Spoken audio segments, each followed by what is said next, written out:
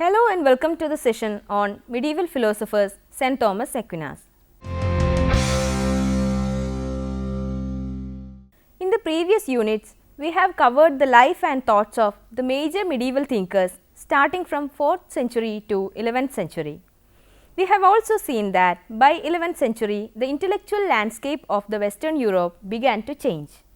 The period following this, that is 12th, 13th and 14th centuries, are generally referred to as High Middle Ages.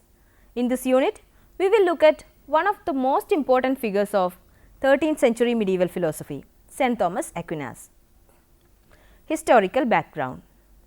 Before we proceed to analyze the philosophical ideas of Aquinas, it is necessary that we understand the period he lived in. That will help us understand his works and ideas in a better way. Scholars consider High Middle Ages as the golden age of medieval philosophy. There happened 4 major developments during this period which impacted the course of Western philosophy in unprecedented ways. Those events were the growth of universities, the rediscovery of the works of Aristotle, the influence of Arabian, Jewish and Byzantine philosophies, and the establishment of the Franciscan order and the Dominican order within the Christian Church. Thus, Thomas Aquinas lived at a critical juncture of Western philosophy when rediscovery of Aristotelian corpus reopened the question of the relation between faith and reason. Until 13th century only, the early works of Aristotle were known to the philosophers of the Western world, that too in the form of translations and commentaries. But by the turn of 13th century, the entire body Aristotle's writing was made available in Latin. This had a huge impact on medieval Western philosophers and thinkers. The introduction of Aristotle's ideas called into question the many of the philosophical as well as theological ideas that were prevalent during the previous centuries. As a result, medieval theology and philosophy faced a major crisis which was further accelerated with the establishment of medieval universities. In an attempt to solve this crisis, the thinkers of the 13th century attempted to reconcile the ideas of Aristotle with those of Christianity. St. Thomas Aquinas was one of the leading figures who tried to erase the incompatibility between Aristotelian and Christian ideas. His works are noted for their remarkable precision and organization of thoughts. It is generally believed that Aquinas was finally able to reconcile Aristotelian and Christian viewpoints through his masterpiece Summa Theologica. A biographical sketch of St. Thomas Aquinas. St. Thomas Aquinas, who is also known by other names such as Thomas of Aquin or Aquino, was an Italian theologian and philosopher who belonged to the scholastic tradition. He was also a Dominican friar and priest and is often regarded as the greatest proponent of natural theology during the medieval period. Aquinas was the father of Thomism and contributed greatly to the development of many areas of Western philosophy such as ethics, natural law, metaphysics and political theory. It can be rightly said that modern philosophy was influenced by his ideas so much so that many of modern philosophical ideas were conceived either as a development or as a refutation of his philosophical thoughts. St. Thomas Aquinas was born in AD 1225 in Roccasecca, a place in Italy. At the age of 5, he was sent to the Abbey of Monte Cassino to get educated among Benedictine monks. He was an intellectually gifted child. According to some sources, he repeatedly asked the question, "What is God?" to his benefactors. It is interesting to note that he took up this question as a major theme in his later theological works. He remained at the monastery till he was 13 years old and then he spent the next 5 years pursuing his primary education at a Benedictine house in Naples. It was during these years he studied the works of Aristotle. As you will see in later modules, Aristotle became a major influence on his philosophical exploration. He also became familiar with the ideas of the Islamic Jewish thinkers such as Averroes and Moses Maimonides. It is interesting to note that Aquinas became one of the major critics of Averroes during the 13th century. During his stay at Naples, Aquinas came to know more about some of the newly established clerical orders, and he was influenced by a Dominican preacher. At the age of 19, he decided to join the Dominican order, but this decision was opposed by his family. He was kidnapped by his own family and was kept as a prisoner in the family castle for a year. His family tried their best to dissuade him from entering the Dominican order, but without any success. When he was finally released from captivity, Aquinas went back to become a Dominican. He was later ordained, after which he studied theology at the University of Paris. Aquinas' theological career is a long and interesting one. He was trained under the Dominican scholar Albert Magnus. Aquinas was an exemplary scholar, but was slow in manner and was modest. As a result, he was nicknamed Dumbox by his classmates. However, he wrote a thesis which hugely impressed Albertus Magnus, who proclaimed thus after reading the thesis, "We call this young man a Dumbox, but his bellowing in doctrine will one day resound throughout the world." History proves Albertus Magnus' statement to be true. In the following years, Aquinas spent his time traveling, teaching theology, and serving various offices within the Dominican order. He composed most of his major works during this period, and those works were highly influential. Averism or radical Aristotelianism was becoming strong in the medieval universities at that time. Aquinas disagreed with the principles of Averism, and he wrote 2 books arguing that the principles of Averism were not compatible with Christianity. Aquinas opposed the Averistic interpretations of Aristotle throughout his works and spent his life trying to reconcile faith and reason. Aquinas also got into disputes with some of the major thinkers of the Franciscan order, such as Bonaventure. He died on 7th March 1274. 2 centuries later, he was declared as a doctor of the Church. Works and philosophical theological ideas. Aquinas was a prolific writer, and he composed around 60 works during his lifetime. However, he is best known for his masterpiece Summa Theologica. His writings were philosophical and theological in nature. Some of his major works include Summa Theologica, Summa Contra Gentiles, Commentary on the Sentences, a commentary on Peter Lombard's 4 books of sentences, On Being and Essence, written for the Dominican monks in Paris, Against those who assail the worship of God and religion, a treatise defending mendicant orders. He is also known for the commentaries he wrote on the works of Aristotle, including On the Soul, Nicomachean Ethics, and Metaphysics. Aquinas' philosophical and theological writings became extremely popular and controversial shortly after his death.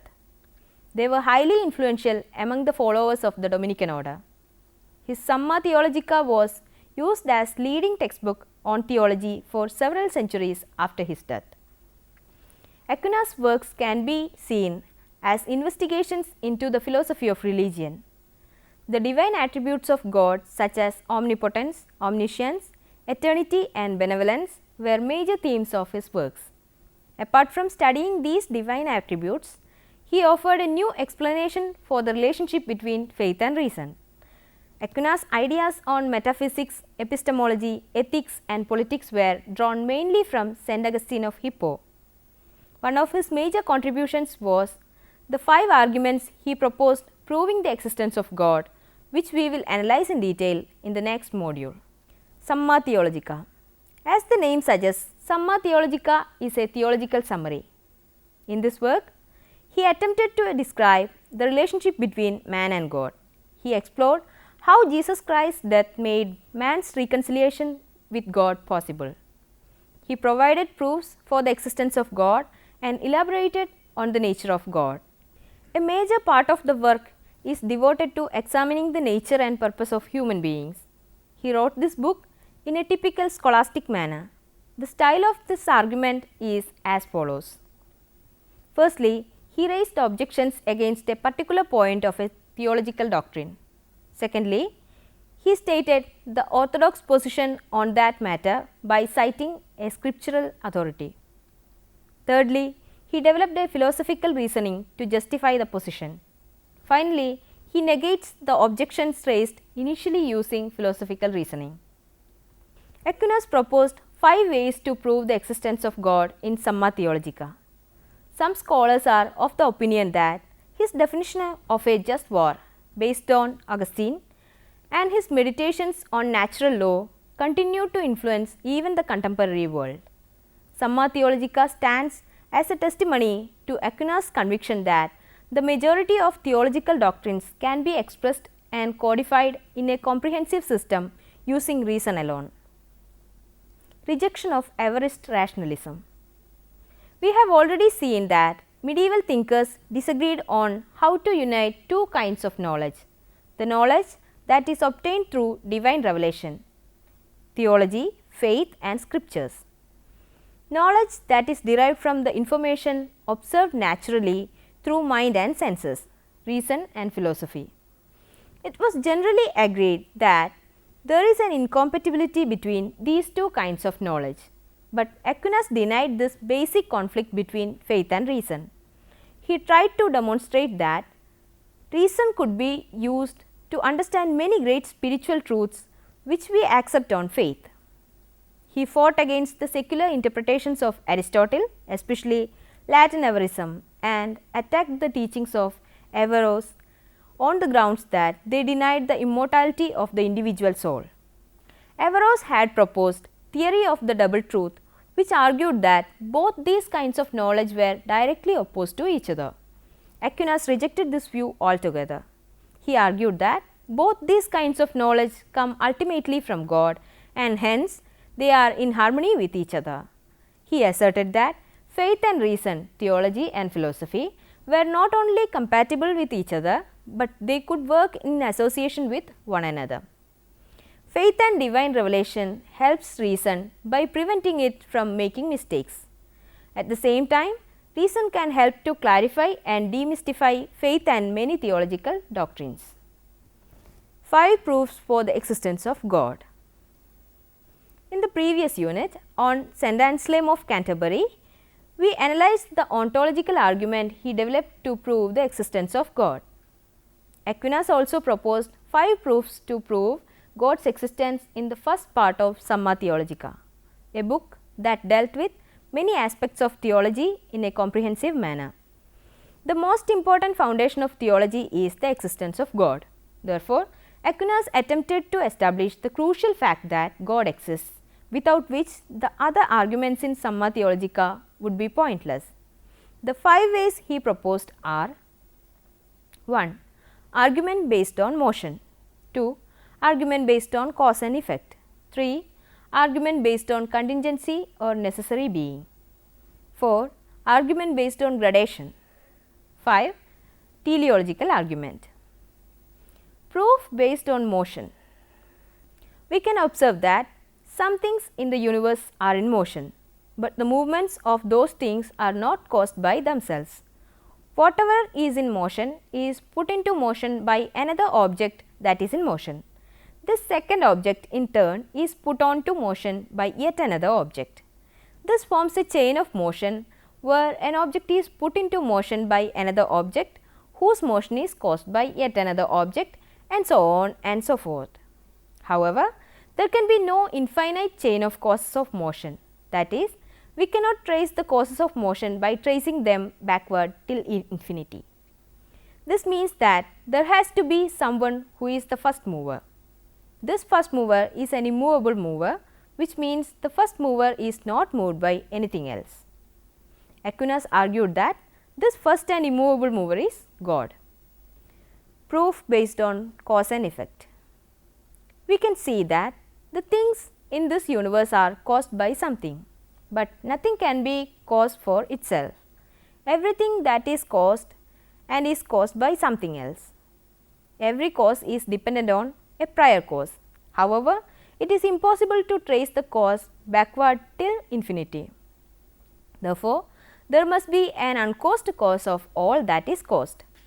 That means there should be a first cause who is not caused by anything else. Aquinas argued that this first cause is God. Proof based on contingency. We can observe that many things in the universe may either exist or not exist. These things are finite and are called contingent beings. It is not possible that everything in the universe is contingent. If all things were contingent, there would be a time when nothing existed. But if nothing ever existed, then nothing would exist even now, because everything that exists requires something that already existed to bring them to existence. Hence, there has to be a necessary being whose existence is not contingent on any other thing. Since everything in the universe depends upon other things for their existence, there should be least one thing that is not dependent on anything else for its existence. This is called a necessary being. Aquinas argued that this necessary being is God. Proof based on degree. We can observe that the things in the universe have got varying degrees of perfections. For example, some things are more good, more true or more noble, while some other things are less good, less true or less noble. We can measure these varying degrees only in comparison to something which has ultimate perfection. This means there must be something which is the best, the truest or the noblest. Thus, we need an ultimate standard of perfection. Therefore, there must be something that is the cause of being, goodness and every other perfection. Aquinas argued that this ultimate perfection is God. Proof based on teleological argument. Aquinas' fifth proof is based on teleological argument. The teleological argument is also called the argument from design. We can observe that the inanimate and non-intelligent objects in the universe act towards the best possible purpose or a final cause, but these objects are not aware of doing so. These objects are in themselves unintelligent. Acting towards an end is the characteristics of intelligence. Therefore, it is clear that these objects achieve their purpose not by sheer chance, but they are directed according to a plan. That is, any inanimate and non-intelligent object in the world acts towards a purpose according to the direction of a being which possesses knowledge and intelligence. Therefore, there exists an intelligent being that guides all natural bodies toward their ends. Aquinas argued that this intelligent being is God. In the above mentioned arguments, we can see that Aquinas used observation of the natural world to establish arguments 1, 2 and 5. He used rational speculation to propose arguments 3 and 4. Other major philosophical ideas of St. Thomas Aquinas. In addition to the proofs for the existence of God, Aquinas contributed a number of other philosophical ideas to medieval Western philosophy. It is not possible to analyze all of them comprehensively in this unit. However, we will take a quick glance at some of his major contributions without a detailed analysis. 1.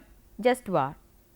The idea of just war was first proposed by Augustine of Hippo. He argued that even though Christians should be peacekeepers, defense can be used as a means of preserving peace. Aquinas borrowed this idea of Augustine and defined certain conditions under which a war could be called just war. In Summa Theologica, he proposed the following conditions. The purpose of war shouldn't be for acquiring wealth or power. Instead, war should occur for a good and just purpose. Not everyone should wage a war.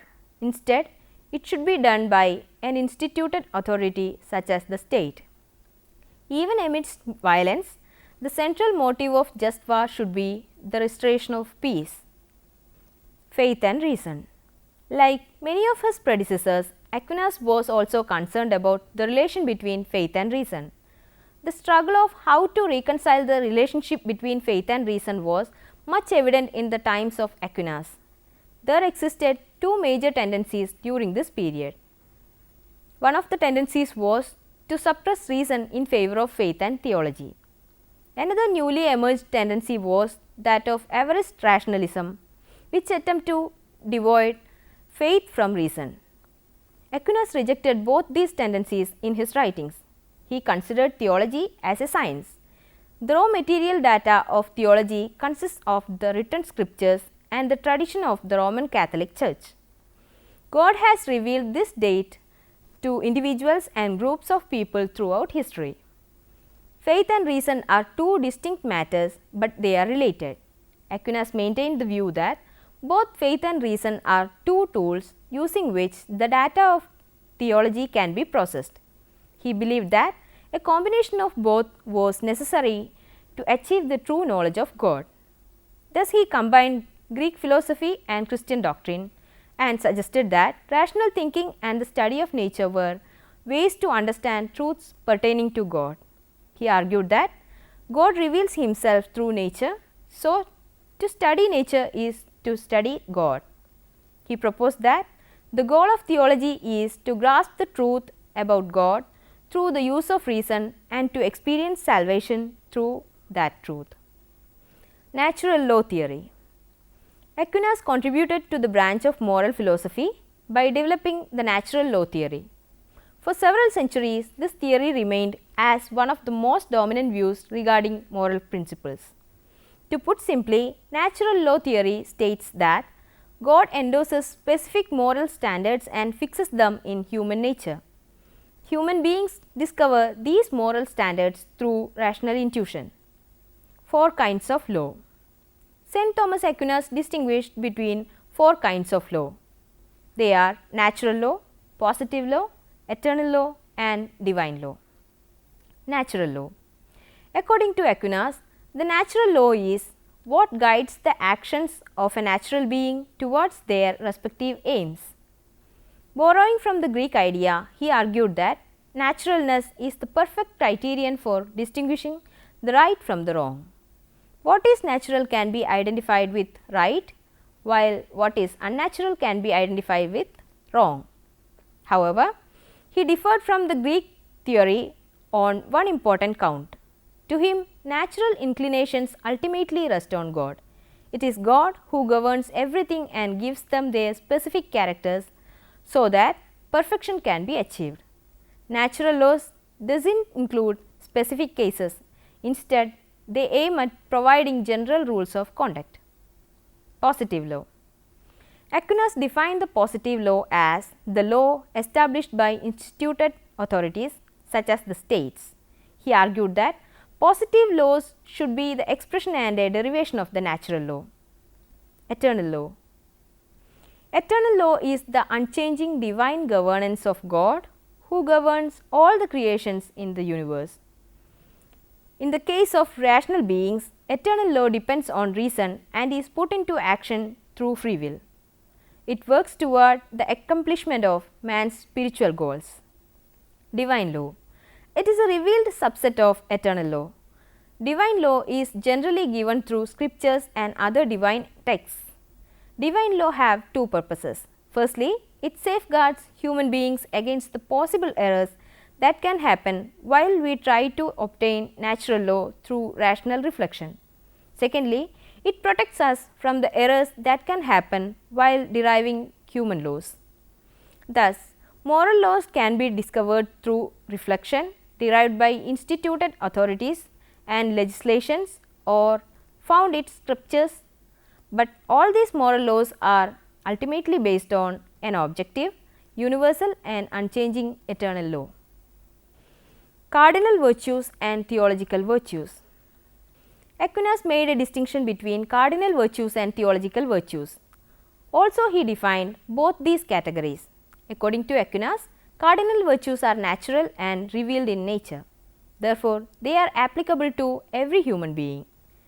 There are 4 cardinal virtues, namely prudence, temperance, justice and fortitude. The object of the theological virtues is God. The 3 theological virtues are faith, hope and charity. Aquinas' theory of knowledge. Aquinas was of the view that for the knowledge of any truth, human beings need divine help. The intellect of humans need to be moved to action by God. But he did not rely on divine revelation completely. Aquinas argued that human beings possess the natural capacity to know many things without special divine revelation. But divine revelation occurs from time to time in matters related to faith. Critics of St. Thomas Aquinas. Although Aquinas was very popular among medieval thinkers, he was met with heavy criticism during his lifetime and after his death. Members of the Franciscan order vigorously criticized him on various grounds. The major Franciscan critics of Aquinas were Saint Bonaventure and Duns Scotus. They criticized Aquinas for the excessive importance he gave to reason in matters of faith. Disagreeing with Aquinas, Scotus argued that reason has only a limited ability to explore matters related to faith. Modern philosophers are divided on the merits of Aquinas' works. One of his major critics of modern period was Bertrand Russell, who criticized Aquinas' works for lacking original thought. According to Russell, Aquinas' appeal to reason in his arguments is insincere because his conclusions are fixed in advance. In Russell's own words, before he begins to philosophize, he already knows the truth. It is declared in the Catholic faith. However, Aquinas' works and ideas impacted the growth and development of both philosophy and theology for many years. Let us summarize what we have discussed so far. St. Thomas Aquinas was a leading theologian and philosopher of the 13th century. He was also a Dominican priest who composed many works on the nature of God and man. He lived in a period when the Western world was witnessing massive changes both historically and intellectually. As a result, his works were influenced by these changes.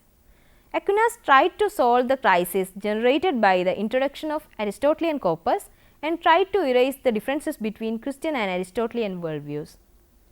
His best known work is Summa Theologica, in which he dealt with various aspects of theology and philosophy.